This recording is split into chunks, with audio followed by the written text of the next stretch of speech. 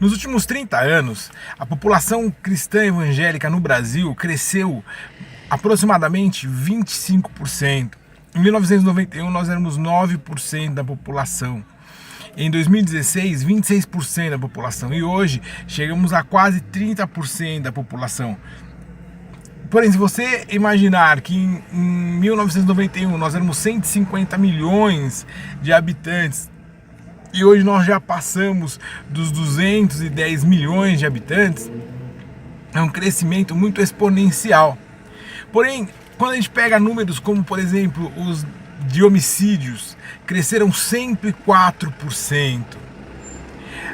O Congresso Nacional aumentou 80% a base evangélica nos últimos 30 anos. Hoje é a maior base evangélica, é a maior base do Congresso Nacional.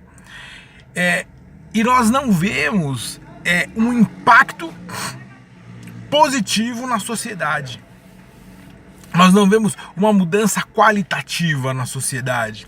Eu falo isso porque se nós analisarmos na história todos os avivamentos da igreja, eles vieram acompanhados de mudanças radicais. Bares eram fechados, boates eram fechadas, cadeias eram fechadas porque não tinham mais pessoas para serem presas. E aqui no Brasil, ao contrário, todos os índices negativos aumentaram. Mesmo a igreja, a base evangélica no Congresso brigando, batendo em situações como aborto, como a criminalização da maconha, como vários desses assuntos são colocados em pauta, a situação brasileira vem piorando. Criminalidade, homicídio, suicídio de pastores. E aí eu venho e faço a seguinte pergunta: aonde erramos? Sim, porque nós erramos. Eu errei. Todos os que se dizem cristãos evangélicos erraram. Protestantes erraram. Porque tem que haver uma mudança. Eu quero comparar agora alguns dados da Holanda. A Holanda é um país que 30% da população é cristã evangélica protestante.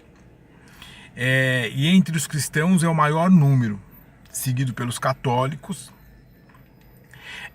E aí depois vem os judeus, vem os islã, outras religiões e um número grande também de ateus. Um dos primeiros ministros mais amados pelos holandeses é um ministro da palavra de Deus também. E o que eu quero falar é o seguinte: na Holanda, os presídios estão sendo fechados porque não existem presos, não existem criminosos, não acontecem crimes.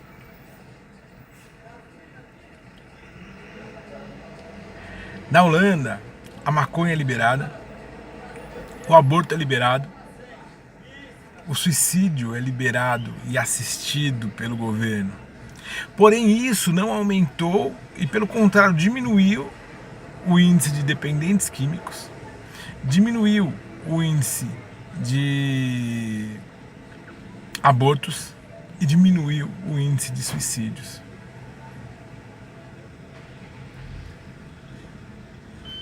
Então, não é o ataque, como fazemos, mas é a transformação vinda pelo entusiasmo de pregar e viver a palavra de Deus e ser exemplo. Pela manifestação do Espírito Santo que vai tocando os corações das pessoas e convencendo do pecado, da justiça e do juízo. Eu vou falar algumas coisas agora e que eu sei que muitos vão achar até ruim e vão me criticar por isso, mas em 1 Timóteo capítulo 6 explica boa parte do que acontece hoje com a igreja cristã evangélica. Paulo fala para Timóteo, olha, não se junte a esses pregadores que pregam uma doutrina que é baseada na ganância. Porque olha, nós que somos cristãos, se nós tivermos alguma coisa para comer e alguma coisa para cobrir a nossa nudez, nós devemos estar contentes. Nós não devemos ser apegados com as coisas do mundo, nós não devemos estar preocupados com as coisas da terra. E essa é uma coisa muito constante hoje na igreja brasileira, o autocentrismo.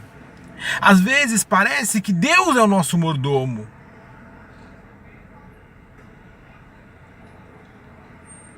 Quer ver uma coisa que eu tenho ódio? Deus conhece o meu coração. Meu querido, se Deus conhece o seu coração, você tem muitos motivos para ficar desesperado.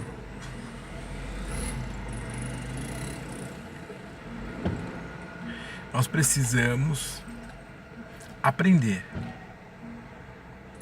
a viver como cristãos. Nós precisamos nos arrepender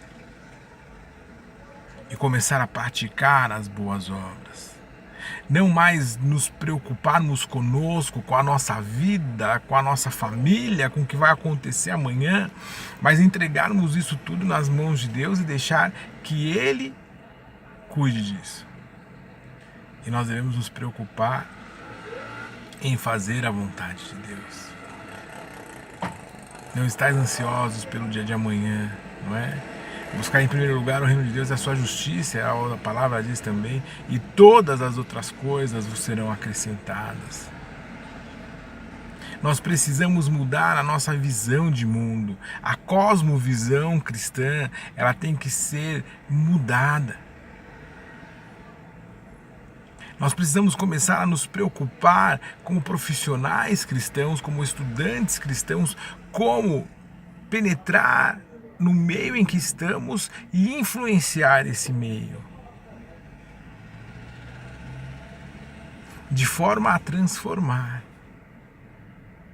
Pense nisso, fique na paz do Senhor e até o próximo vídeo.